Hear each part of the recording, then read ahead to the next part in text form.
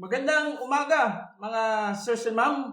Welcome again sa ating pang-12 pagtuturo. So, ang topic po natin ngayon ay patungkol sa respect for marriage and family life.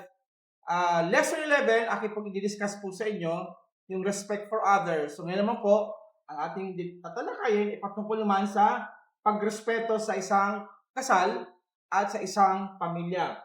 Sabi po rito, I believe in the sanctity of marriage and family life.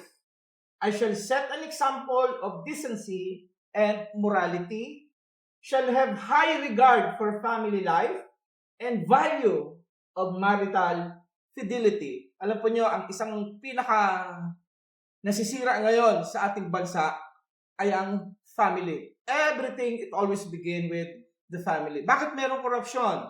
Kasi nagsimula yan sa family. Did you ever know corruption begins with the family?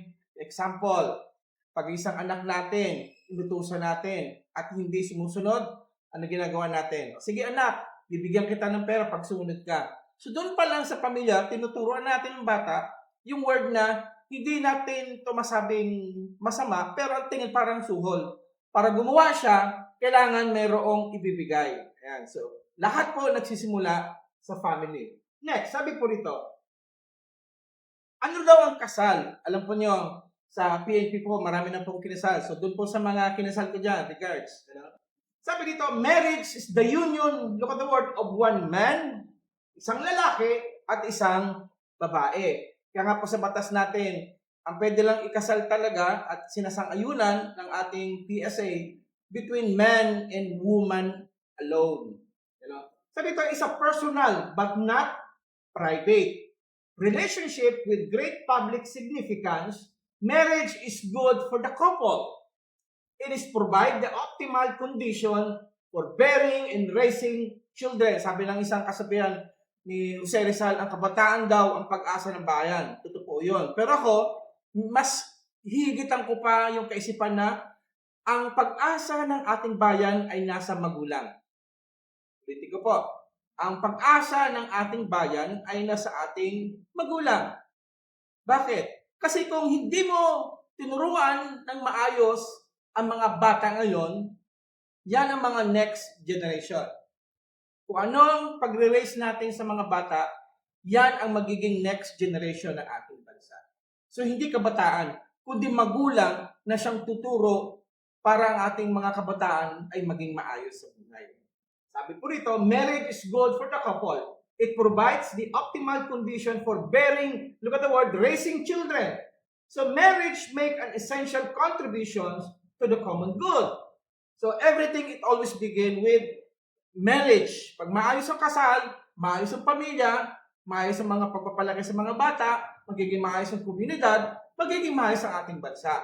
So everything begins with marriage. Next. Now, ano ba ang trabaho ng isang asawang babae? Every time ako po ay may kinakasal, lagi ko po itong sinishare ang verse na ito. Sabi ng Ephesians chapter 5, verse 21. Sabi dito, submit to one another of reverence, out of reverence for Christ. Look at the word, mga asawang babae. Wife, submit yourself to your own husband as you do to the Lord.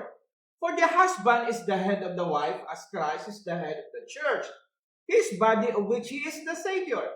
Now, as the church submit to Christ, so also, look at the word, wife should, it's a command, hindi po suggestion, should submit to their husband, look at the word, in everything. Husband, pag hindi nga masama lalaki o mga asawang lalaki, sabi dito, husband, love your wives, just as Christ loved the church and gave himself up for her to make her holy, cleansing her by washing with water through the word, and to present her to himself as a radiant church, without stain or wrinkle, or any other blemish, but holy and blameless. In the same way, husband ought to love their wife as their own bodies. Kung paano mo pinapahalagahan ang iyong katawan, iniingatan mo, dapat ganun din ang tingin mo sa iyong asawang babae. At tingin mo dapat sa iyong asawang babae, parang ikaw din. Kaya sabi ng Bible, and the two shall become one flesh. He who loves his wife, love himself. Whoever, each one of you also must love his wife as he loved himself. And the wife must respect. Look at the word, must respect her husband. So maraming mga words ang binanggit dito patungkol sa wife at patungkol sa husband. Sa wife, dalawa in-emphasize, submit and respect. Sa husband, isa lang, love. Love your wife. Sa wife, submit and respect. Kasi nature ng babae ang magmahal. Pero sa lalaki, iba ang konsepto natin in regards with love. Sometimes, laging nahaluan ng lust yung love natin. Next. Now, ano po yung mga susi para maging strong ang isang marriage? Sa mga kinakasal ko po, ang lagi kong binibigyan ng message, you have to work out your marriage. Kasi every day in our life, marami mga struggles sa pag-asawa. Darating kayo na kayo mag-aaway, di magkasundo, marami mga temptation, but at the end of the day, you have to fight for your marriage. Work out your marriage. Ano? Sabi nito, give it 100%. So sa pag-asawa daw, hindi yung kabig. May kilala kong ganun. Yung sahod ko, sa akin. Yung sahod mo, akin pa rin. Yan. Yung mga kilala ko ngayon. Get it 100%. Because true love is giving without expecting anything in return. When two people both give 100%, you have a strong bond. A strong overlap that is going to guarantee flexibility and the ability to cope with crisis and problem. Kaya napagtatagumpayan ng couples ang mga problems, sa mga crisis kapag sila ay united. Sabi nga ng Bible, 2 is better than 1. You know? Kaya nga kapag 100% ang pagmamahal ng bawat isa, kahit anong mga crisis yan, kahit anong mga problems yan, nagiging strong ang isang relationship ng isang marriage, ng couples. Kasi they give it 100% without any expectation in return. Because the more you love, the more you give, ang benefits nito, ikaw din ang nagiging masaya. Kaya nasabi sa mga lalaki, tandaan nyo, pagka pinapasaya nyo ang asawa ninyo, nagiging masaya rin kayo. Remember the word, happy wife, happy life. Next, honor and respect each other. You need to esteem, to value your spouse better than yourself. Treasure your mate as a child of God. Look for and appreciate the positive values you find in each other. Huwag mo hanapin yung mali niya. Huwag mo hanapin yung pagkukulang niya. Huwag mo hanapin kung anong wala sa kanya. Kung anong meron siya, yun ang pagyamanin. Yun ay appreciate. So learn to appreciate one another. Pagkagising pa lang, wow, honey, ang ganda mo. Wow, honey, sarap ng luto mo. Wow, honey, ang ganda ng gupit mo. Learn to appreciate. Value the persons. Hindi lamang dapat nagiging mabait ka pag may binibigay siya sa'yo. No. Love, it must be selfless. Hindi sarili ang hinahanap, kundi ano ikasasaya niya. Kaya nga, honor and respect each other. Respetuhin natin yung kanyang values, yung kanyang traditions, yung kanyang mga pagkakamali sa buhay, yung kanyang mga weakness, and try to help one another. Next. Be an example, a husband, 5 areas of responsibility to his wife. Love and respect. Look at the word. A husband, may mga 5 area na responsibilidad to his wife, sa kanyang asawang babae. Ano yun? Love and respect. Support and encouragement.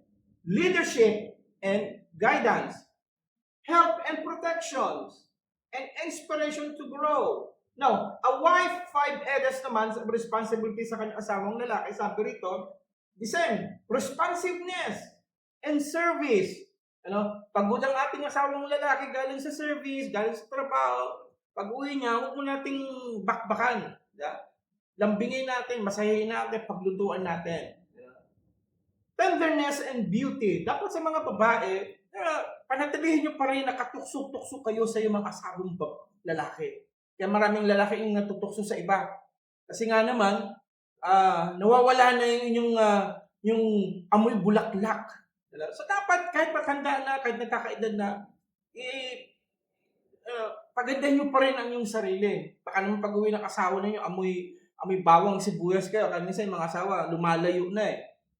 nakakaamoy na lang iba. So, kaya, look at the word, tenderness and beauty. Panatili pa rin dapat na ng mga babae yung kanilang kagandahan. Intelligence and understanding. Christian virtue and faith, hope, and encouragement. So, ito po yung mga suggestion para magkaroon daw ng magandang pagsasama ang bawat mag-asawa. Then, communicate in love. How often the couples tune one another out in their conversations. Effective communication means effective listening as well as speaking. So, dalawang bagay. Kapag may nagsasalita, yung isa dapat marunong makinig. Ano? So, ganun yun. We should listen for view. Try to understand the other person's feeling and needs. Demonstrate respect by giving your full attention. Napakahalaga po yan. Ano? Yung salitang listening. And then, try to listen sa kanyang view. Baka nagsasalita siya, meron siyang magandang view. Unawain din natin. And then, of course, ang isa rin sa pinapakahalaga, pray together. Diba? Remember the word na narinig natin, a family that prays together, stay together. So, prayer, it builds more relationship. Because the more you pray to the Lord, the more you become closer sa ating Panginoon, the more din kayo nagiging close sa bawat isa. Next. And last, as a parent, principle effective parenting, take care of yourself, work hard in managing yourself, and your children will have the emotional support they will need. And they will try to follow those attributes they see. Take note sa be careful sa mga kinikilos natin sapagkat mga bata ngayon, remember yung sa kasabihan kung anong nakikita ng bata sa mga matatanda ay nagiging tama. Di ba? So nurture your children. Make your children feel loved and cherished. Children need feel love and nurtures the way they recognize as loving. Tandaan niyo po, parents, hindi lang po pera ang way para masabi natin mahal natin ang mga anak natin. Attention, time, talking with them, play with them, hug them, having a good conversation with them, listen to them. You know? So yan po yung mga bagay ng need ng mga kabataan ngayon. Kasi ang mga bata ngayon naghahanap ng love, ng care. Pag nawala yan sa family at pag hindi nakita yan sa magulang, sa labas, hahanapin niya. Kaya maraming bata, magugulat kayo, napakasama ugali, kasi hindi nakita sa bahay yung dapat hinahanap nila at sa labas nila nakikita yon. Next. Guide your children because children need values, guidelines, and standard by which to govern their lives. So tayo dapat, mga parents, ang magbibigay sa kanila ng good example. Paano ba mamuhay ang isang tao? Be your child advocate. Be your child cheerleaders. Show them you're special. That they are different from other kids. Motivate your child. Motivate your children to learn. Have books and other resource book at home. Encourage learning by reading and continuing to learn. Number one kalaban natin ngayon is cellphone. Di ba? Kapag anak natin hawak ng cellphone mula umagang hapon, nawawala na yung attention. Kaya pag kumakain, walang cellphone. Let's talk to one another. Have fellowship habang kumakain. Ibalik natin yung family values ng ating mga Pilipino. Pagmano, bago umalis, paghalik, bago umalis, say po at opo. Yan yung mga Filipino values na dapat natin i-maintain pa rin. And last, sabi po rito, let's pray.